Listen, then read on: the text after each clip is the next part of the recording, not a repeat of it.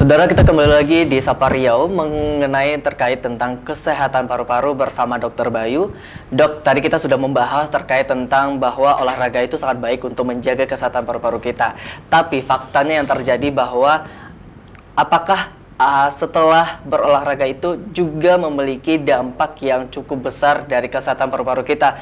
Karena yang kita tahu banyak sekali masyarakat kita setelah berolahraga, apalagi berlari, jogging yang sebenarnya di luar ruangan, tetapi yang kita tahu banyak sekali mereka olahraga di tempat-tempat yang ternyata masih banyak polusi atau masih menghirup udara-udara tidak segar, atau bahkan juga setelah olahraga malah justru makan makanan yang sudah langsung yang berat gitu. Bahkan ada juga kasus yang terkait kok bisa ya orang ini sehat olahraga, tetapi ketika setelah olahraga dia tiba-tiba sesak napas gara-gara mungkin begah dengan makan. Apakah itu juga berpengaruh dari kesehatan paru-paru, Dok? Karena ini juga terkait tentang poin dari kesehatan paru-paru mengenai tentang eat well, atau apa aja sih makan makanan bergizi yang dianjurkan untuk menjaga kesehatan paru-paru kita, Dok? Baik, terkait dengan makanan gizi ya untuk menjaga kesehatan paru ya.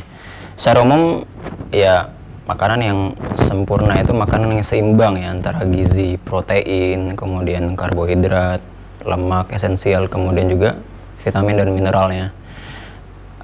Namun terkait dengan apa yang kita akan bahas ini sekitar polusi dan perubahan iklim itu ya, kita sangat menekankan terhadap senyawa antioksidan. Oke. Dan seperti itu sangat dibutuhkan apalagi di saat-saat era belakangan ini, karena sangat banyak sekali oksidasi dan paparan radikal bebas pada saat ini, baik itu dari cuaca ya, dan makanan juga. Yang perlu diperhatikan adalah konsumsi sayur-sayuran, buah-buahan yang berwarna seperti itu. Mungkin salah satu literatur itu menyebutkan seperti superfood ya, atau superfood gitu ya. Itu buah-buahan yang tinggi antioksidan. Seperti kita ambil contoh seperti buah delima seperti itu ya. Kemudian buah juga kiwi ya, bangsa-bangsa berry, blackberry, strawberry dan seterusnya. Itu juga bisa membantu untuk menjaga kesehatan paru dan pernafasan.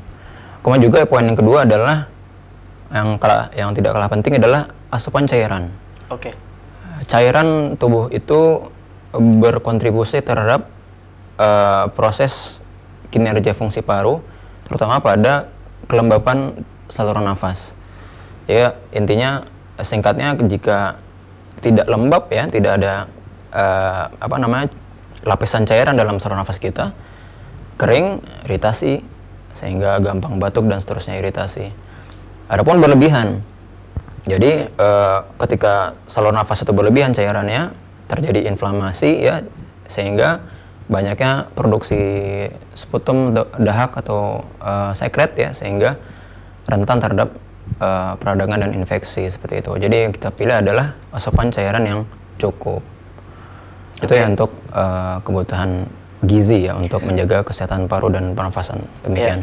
Berarti kalau kita balik lagi terkait tentang yang masyarakat yang sudah berolahraga nih, Dok, apa sih yang dianjurkan bagi masyarakat setelah berolahraga untuk mengembalikan stamina tubuh nih, Dok? Karena banyak sekali nih masyarakat tiba-tiba setelah berolahraga makannya enaknya sate, nasi padang gitu. Apakah itu juga berpengaruh atau lebih dianjurkannya seperti apa, Dok? Baik, terkait olahraga dan makanan ya. Jadi memang sebetulnya banyak pendapat sih ya, Mas Rizky. Jadi terkait berapa kalori yang kita bakar saat kita olahraga, kemudian berapa kalori yang kita masukkan ke dalam tubuh kita setelah olahraga saat kita makan. Intinya di situ saja. Adapun terkait waktu dan porsi dan seterusnya, itu lebih pada masing-masing orang, yang kita tidak bisa samaratakan. Kalau pada orang yang sakit riwayat pesakit mah ya, lambungnya sensitif ya, kita sarankan tidak bisa langsung seperti itu ya, karena mungkin saat itu lambungnya belum siap untuk menerima makanan dan seterusnya. Tapi bagi orang-orang yang mungkin tidak ada kendala di dalam pencernaannya, baik-baik saja gitu ya, tidak masalah. Artinya selama kalori itu tidak berlebihan ya, makanan itu tidak berlebihan dan tidak menimbulkan efek terhadap kesehatan dia, insya Allah tidak apa-apa seperti itu. Berarti kalau hal seperti itu, apakah juga akan berpengaruh di kesehatan paru-paru, Dok? Untuk kesehatan paru tentu secara tidak langsung berdampak ya, karena di bawah paru itu kan diafragma, dan diafragma, otot diafragma adalah lambung. Di pencernaan dibatasi oleh diafragma untuk pernafasan. Sehingga jika ada kendala pasien-pasien MAH ya, apalagi sudah komplikasi sampai GERD ya, asam lambung naik ke dalam kerongkongan, saluran pencernaan, saluran makan ya, itu akan menduksi terjadinya peradangan di saluran nafas, terkhusus pasien-pasien yang memang peradangan saluran nafas seperti asma, bronkitis, PPOK itu ya. Jika ada GERD-nya kambuh, otomatis serangannya juga tercetuskan. Demikian. Oke. Berarti terkait tentang makanan bergizi pun juga sangat penting untuk menjaga kesehatan paru-paru kita ya, Dok ya. Apalagi bagi masyarakat yang mungkin sering berolahraga, mungkin disarankan untuk setelah berolahraga minum air putih yang banyak ataupun juga makan makanan yang berserat juga. Nah, ada satu poin yang sangat menarik terkait tentang kesehatan paru-paru mengenai tentang vaksin, Dok. Nah, ini mungkin banyak dari kita yang tidak tahu terkait bahwa kesehatan paru-paru ini juga ternyata ada vaksinnya juga. Nah, mungkin boleh dokter jelaskan sebenarnya vaksin ini gimana kita cara mendapatkannya dan apa kriteria atau yang bisa mendapatkan dari vaksin ini, Dok? Oke. Yang poin yang vaksin ini juga ikut berkontribusi dalam apa yang kita akan bahas di edukasi terkait Hari Paru Sedunia ini ya.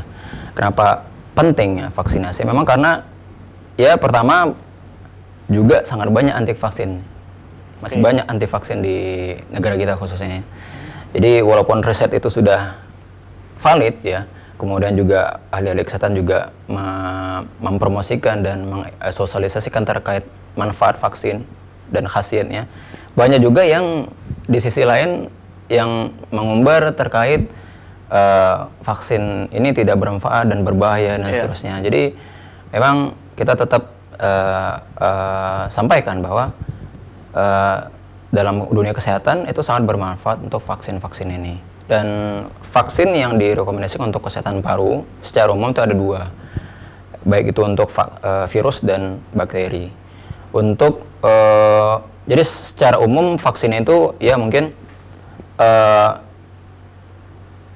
apa yang kita sebut dengan melatih tubuh kita untuk pandai dalam memerangi kuman itu. Nah, jadi vaksin itu adalah sejatinya kuman yang dilemahkan atau kuman yang dimatikan. Kemudian disuntik ke dalam tubuh kita.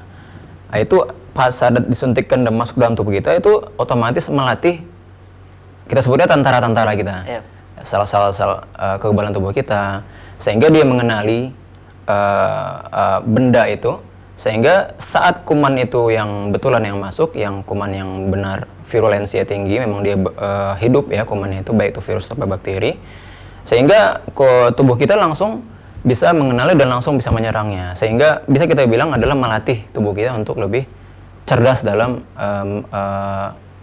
pertahanan tubuhnya seperti itu. Secara ringkas seperti itu, sehingga di paru ya, memang kasus infeksi ini juga banyak terkait untuk tuberkulosis ya. Kita masih yang pakai yang standar BCG ya. Dan sekarang kita masih menunggu hasil-hasil riset di Jakarta, Rumah Sakit Persahabatan terkait vaksin terbaru untuk tuberkulosis. Kemudian juga vaksin pneumonia, kuman selain tuberkulosis. Ini yang juga berdampak kepada kematian yang banyak pada lansia ya, pada kelompok-kelompok rentan. Ini juga direkomendasikan, apalagi untuk keperluan-keperluan safar seperti umrah dan haji. Ini termasuk yang direkomendasikan. Kemudian juga vaksin influenza. Ini influenza sedikit di bawah, pentingnya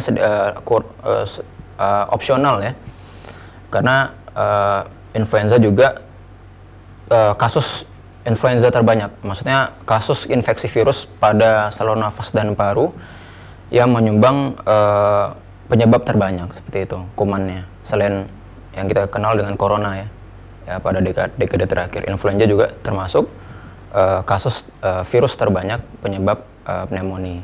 Oke dokter, terkait tentang vaksin-vaksin ini, siapa sih yang berhak untuk mendapatkan vaksin ini dok? Dan kapan waktunya untuk kita sudah pantas nih untuk mendapatkan vaksin tersebut dok? Apakah orang hidup yang sehat seperti saya atau ya seperti apa ciri-ciri yang bisa mendapatkan vaksin tersebut dok? Ya, terutama ada rekomendasi dari Kemenkes ya, dan juga Perhimpunan Ahli Dokter Paru terkait target vaksinasi ya, untuk memang di beberapa bagian negara itu sudah mewajibkan untuk vaksinasi seperti itu. Jika memang untuk keperluan safar, untuk keperluan haji dan umroh, itu memang yang saat ini wajib dipakai adalah vaksin meningitis dan polio ya. Tapi data menyebutkan bahwa untuk kasus haji itu penyumbang terbanyak adalah penyumbangan kematian terbanyak adalah akibat pneumonia untuk parunya. Selain yang jantung seperti serangan jantung dan seterusnya. Sehingga data itu juga menjadi bahan untuk pertimbangan untuk kita. Untuk vaksin pneumonia juga perlu ini seperti itu. Karena datanya data risetnya mengatakan bahwa bermanfaat seperti itu. Dan siapa golongan yang baik untuk menerima vaksin ini tentu pasien-pasien yang lansia, ya, di mana faktor kekebalan tubuhnya sudah sedikit di bawah dari orang yang normal seperti itu, dan seterusnya demikian. Oke, baik. Dan yang terakhir mengenai tentang poin dari kesehatan paru-paru yaitu fight climate change, yang kita tahu di kota Pekanbaru atau Provinsi Riau ini sudah terkenal dengan perubahan iklim yang cukup ekstrim. Bahkan kita juga sempat yang namanya terjadinya karhutla, kebakaran hutan dan lahan yang menyebabkan kabut asap. Mungkin dari dokter sendiri, apa sih langkah yang harus kita lakukan untuk kita bisa menjaga diri kita dan menjaga kesehatan paru-paru kita, dok? Oke, baik, terkait pertanyaan ini memang pertanyaan yang umum ya. Yeah. Jadi bagaimana kita berkontribusi dalam menurunkan dan berkontribusi dalam kebaikan perubahan cuaca saat ini, termasuk untuk peduli terhadap kejadian polusi ya. Yeah.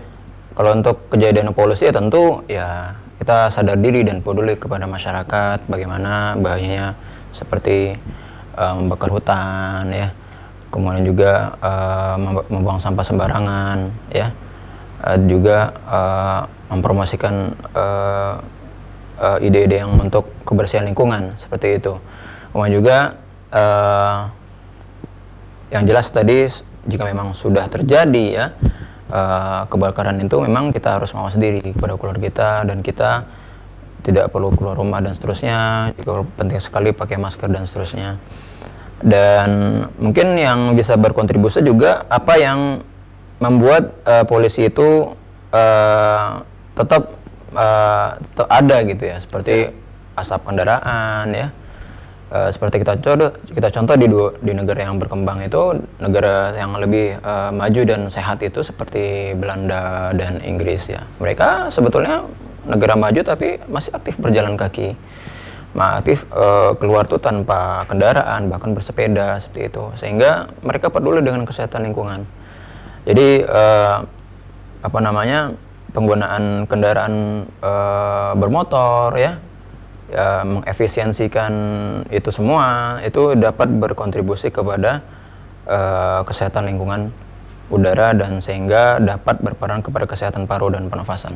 Oke, jadi ini bisa kita ambil benang merahnya bahwa dari udara bersih, olahraga, vaksin, bebas rokok, pola makan hingga menjaga lingkungan, semuanya itu saling terkait untuk menjaga kesehatan paru-paru kita, saudara. Dan terakhir dok, mungkin satu pertanyaan lagi, apa pesan mungkin bisa dokter sampaikan pesan kepada masyarakat kita terkhususnya di Kota Pekanbaru terkait untuk agar bisa menjaga paru-parunya sedini mungkin dan bisa sehat sepanjang hayat.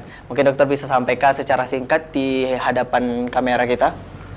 Oke, terima kasih Pak Rizky atas kesempatannya.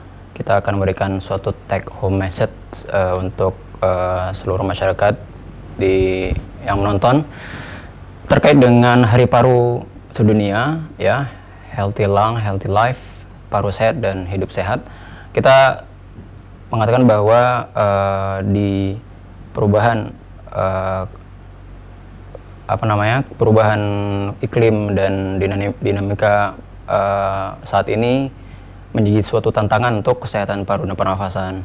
Terkait apa yang kita harus sampaikan, seluruh kita harus mawas diri dan peduli terhadap kesehatan paru kita. Yang pertama tidak adalah memastikan udara kualitasnya baik terhadap tubuh kita, kemudian juga aktif berolahraga rutin, ya, kemudian juga hindari polusi udara terkait asap, baik asap rokok ataupun asap kendaraan, kemudian jangan alalai dengan peran vaksinasi dalam kesehatan kita, kemudian juga makan makanan yang bergizi dan turut menjaga kelestarian lingkungan kita sehingga berkontribusi terhadap kesehatan paru dan pernafasan. Demikian.